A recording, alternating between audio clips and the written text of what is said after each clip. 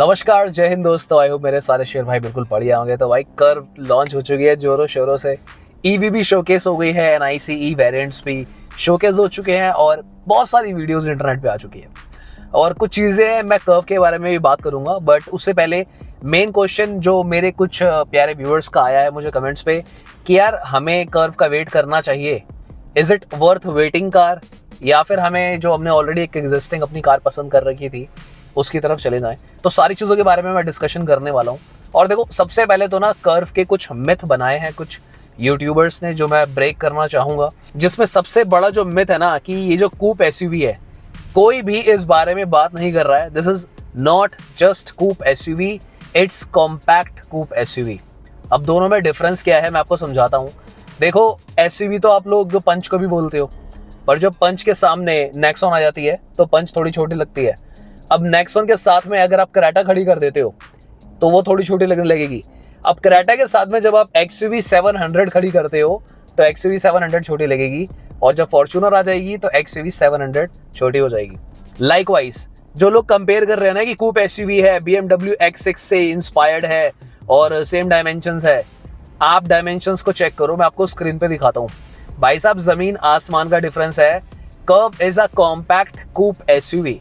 ये डिफरेंस उतना ही बड़ा डिफरेंस है जितना होंडा सिटी को आप सेडान कहोगे या फिर आप डिजायर या अमेज को सेडान कहोगे, क्योंकि डिजायर और अमेज कॉम्पैक्ट सेडान है। तो आई होप आप समझ रहे होगे कि सबसे पहले तो ना, this is not full size coupe SUV, it's a compact coupe SUV. इस बारे में किसी भी यूट्यूबर ने नहीं बोला। आई एम रियली शॉक्ड और मुझे बहुत हैरानी हुई कि पता नहीं क्यों नहीं बोला है। कूप एसयूवी करके चल रहा है। अब ये तो हुई इसकी पहली चीज। दूसरी चीज गाइस, जो ये कर्व है ना टाटा की, मुझे नहीं लगता कि ये कोई सक्सेस प्रोडक्ट होने वाला है। स्पेशली यहाँ मैं बात कर रहा हूँ जो इनका ईवी है। आई मीन 17-18 लाख रुपए की कोई ईवी खरीदेगा आज की डेट में? I hardly believe. कोई अगर खरीदता भी है तो भाई वो काफी अमीर आदमी होगा। मिडिल क्लास बंदे के लिए वो ईवी है ही नहीं। मुझे नहीं लगता कि कोई बंदा, आई मीन किसी को जरूरत क्या पड़ रही है भाई। कोई नॉर्मल कार खरीदेगा, 14-15 लाख रुपए में टॉप मिल जाते हैं अच्छी कारों के। उसको जाके भाई वो 3-4 लाख बचा के और पेट्रोल डलवाएगा और मजे करेगा। क्या जरूरत पड़ रही है किसी को एक कूप एसयूवी लेके घूमने की? I am not at all satisfied. अब कुछ लोग हो सकता है मेरे अगेंस्ट भी जाना चाहेंगे कि भाई आप गलत कह रहे हो, ईवी जो है भाई फ्यूचर है। बहुत अच्छी बात है, अगर ईवी फ्यूचर है, हो सकता है भाई आपके लिए हो, मुझे भी पता है ईवी फ्यूचर है, पर मैं इसको तब फ्यूचर मानूंगा जब आप इसके प्राइसेस या तो पेट्रोल और डीजल कार्स जितने सिमिलर रखो। आप ये क्या लॉजिक हुआ कि यार आप ईवी भी लाओगे, आप रेट भी डबल निकालोगे? For me that does not make any sense. तो ये दो चीजें थी जो मैं कर्व के बारे में बात करना चाहता था। अब बात करते हैं तीसरी चीज की, जिसके लिए मैं खुद एक्साइटेड हूँ, जो कि हो जाती है अपना ICE वेरिएंट्स कर्व का, यानी कि पेट्रोल और डीजल में जो कर्व आएगी उसके लिए मैं फिर भी थोड़ा सा एक्साइटेड हूँ। देखो, सबसे पहले बात करते हैं कि किसको रुकना चाहिए टाटा कर्व के लिए। देखो, अगर आप कोई ऐसे पर्सन हो ना जो भाई, जैसे कुछ होते हैं सोनेट का टॉप वेरिएंट खरीद लेते हैं, वो जैसे GTX आता है सोनेट का, ठीक है, 16-16 लाख रुपए तक चले जाते हैं, या फिर क्रेटा के टॉप वेरिएंट लेने वाले ऐसे शख्स हो आप, विटारा का टॉप वेरिएंट, तो आप लोगों को डेफिनेटली रुकना होगा। क्योंकि देखो, पहले आप जो कार ले रहे थे ना, आप पहले भी 4300 mm की ही कार ले रहे थे और आप कॉम्पैक्ट एसयूवी ही ले रहे थे। तो कॉम्पैक्ट कूप एसयूवी के लिए रुकना भी समझदारी ही रहेगी। क्योंकि देखो, एक बात तो फैक्ट है कि जो कूप एसयूवी बड़ी वाली है ना, अगर आप उसकी डायमेंशन कंपेयर करने बैठोगे तो इस प्राइस में तो कभी भी नहीं आ पाएगी। हालांकि 17 लाख रुपए में ना, अगर भाई X6 की डायमेंशन वाली आप बनाते ICE variant, that could have change everything. मैं लिटरली बता रहा हूं, अगर आप 17-18 लाख रुपए का ICE वेरिएंट निकालते और BMW X6 की डायमेंशन वाली कार बनाते, भाई वो कार लिटरली तूफान लगती है खड़ी भी रोड पे, बहुत अमेजिंग लगती है। X6 अगर वो खड़ी होती है ऐसे ही भाई टाटा कर्व, मेरा दिल खुश हो जाता। दिल मेरा अभी भी खुश है भाई, अपने देश की कंपनी है, बहुत प्यारी कार बनाई है। पर जो चीज फैक्ट है वो फैक्ट है, मैं उस बारे में जरूर बोलूंगा। तो अगर आप कोई ऐसे शख्स हो जो भाई 15 से लेकर 17 लाख रुपए ऑलरेडी खर्च करने वाले थे किसी मिड साइज एसयूवी में, चाहे वो क्रेटा हो, ग्रैंड विटारा हो, सोनेट हो या फिर क्रेटा हो, तो आपको डेफिनेटली कर्व का वेट करना चाहिए। जल्दबाजी मत करना, कर्व का वेट करो, चेक करो। अब एक चीज और है कि भाई इसके अंदर ना नेक्सॉन वाला इंजन भी है, 1.2 लीटर का जो रेवोट्रॉन आता है।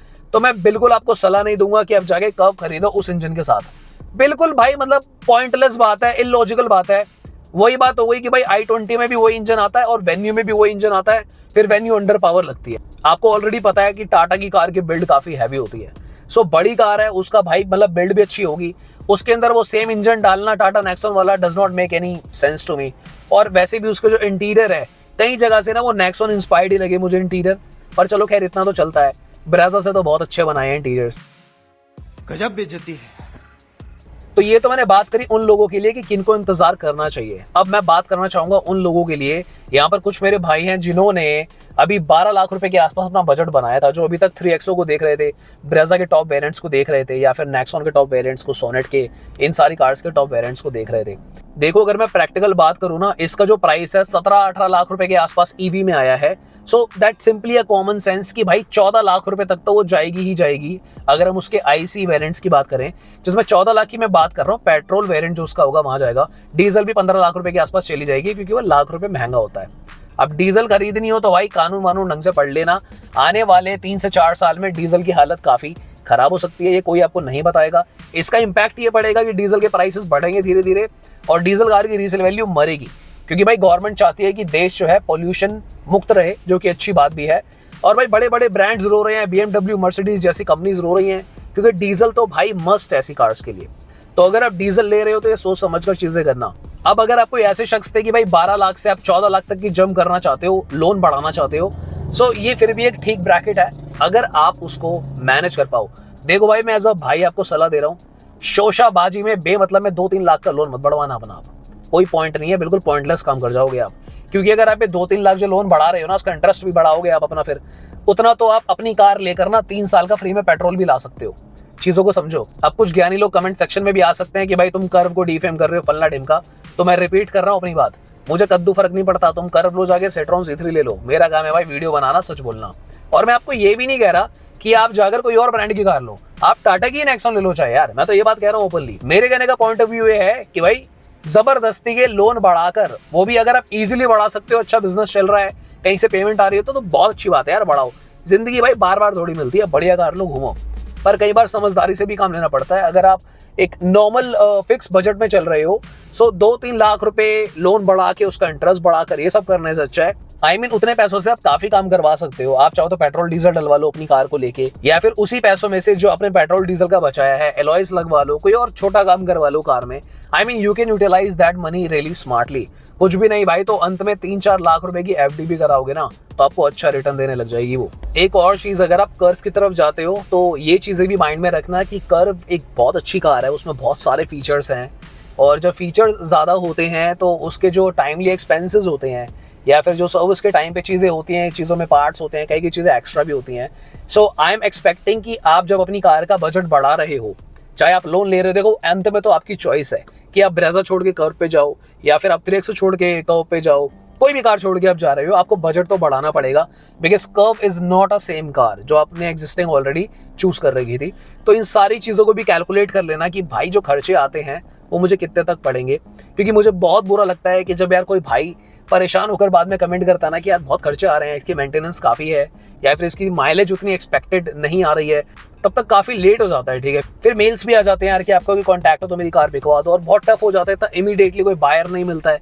तो मैं नहीं चाहूँगा कि आप लोग उस सिचुएशन में जाओ, और एक बार चाहो तो वीडियो को दोबारा से देखना, जो फाइनेंशियल पार्ट मैंने डिस्कस करा है, और लेना है तो बिल्कुल लो, पर बिल्कुल प्लानिंग करके सोच समझ के, गलती कोई मत करना। So if I come to conclusion, Tata Curvv बहुत अच्छी कार है, पर इस सोच में मत बैठना कि वो BMW X6 जैसी लगेगी रोड पे खड़ी हुई। अब मैं ये बातें आपको क्यों बोल रहा हूँ, क्योंकि मैं उस कार को ना खड़ा हुआ देख चुका हूँ। इट इज जस्ट दैट कि मैं रोड पर था तो मैं उसको शूट नहीं कर पाया, और मेरे जो पास में टाटा का स्टोर है ना, वहाँ पे भी कार आ चुकी है, और आज मुझे वहाँ पे जाना भी था शूट करने के लिए। पर मेरी बात हुई, एक बंदा है मेरा दोस्त वहाँ पर, उसने मुझे बताया कि भाई पहले ही 12-13 बंदे आए हुए हैं, और मेरी प्रॉब्लम क्या है भाई, सीधी सीधी मेरे को ना ज़्यादा भीड़ भड़कम पसंद नहीं है, तो मैं गया ही नहीं वहाँ पे। अब मैं जाऊँगा 2-4 दिन बाद, जब थोड़ी शांति हो जाएगी तब बना के आ जाऊँगा। और मुझे उसकी ना वीडियो बनाने में भी ज़्यादा इंटरेस्ट नहीं है, वीडियो बहुत आ चुकी है उसकी, मैं उसको ड्राइव करना चाहता हूँ जनरली। तो जब मैं उसको चला लूँगा ना, स्पेशली मुझे उसका नया इंजन चलाना है जो आया है। मैंने क्रायोटेक चलाया हुआ है, वो डीजल इंजन जो होते हैं, मुझे उसमें कोई इंटरेस्ट नहीं है। मुझे जो न्यू इंजन आया है भाई उसको चलाना है, जो इनका TGDI kind of thing I है, और उसके बाद ऑनेस्ट चीज़ें शेयर करनी है भाई कि कैसा सस्पेंशन है, कार के ड्राइविंग डायनामिक्स कैसे हैं, क्या नॉइस है, उसका बिल्ड क्वालिटी कैसी है। So I am excited for all these things, जो खाली वीडियो बनाकर आई थिंक नहीं होगा, बट डेफिनेटली जैसे मुझे चांस मिलेगा मैं थोड़ा और फ्री हो जाऊंगा, मैं जाके उसकी वीडियो भी शूट कर लूंगा। तो दोस्तों आज की वीडियो के लिए इतना ही। आई होप आपको वीडियो अच्छी लगी होगी। वीडियो को जरूर लाइक कर दीजिएगा, चैनल को सब्सक्राइब कर लीजिएगा, और डिसीजन स्मार्टली लीजिएगा। शोशाबाजी भी करना, पर थोड़ा सा समझ के, जैसे मैंने आपको बताया वैसे करना, तो मजा आएगा। मिलते हैं किसी और दिन। Thanks for watching, bye bye, take care.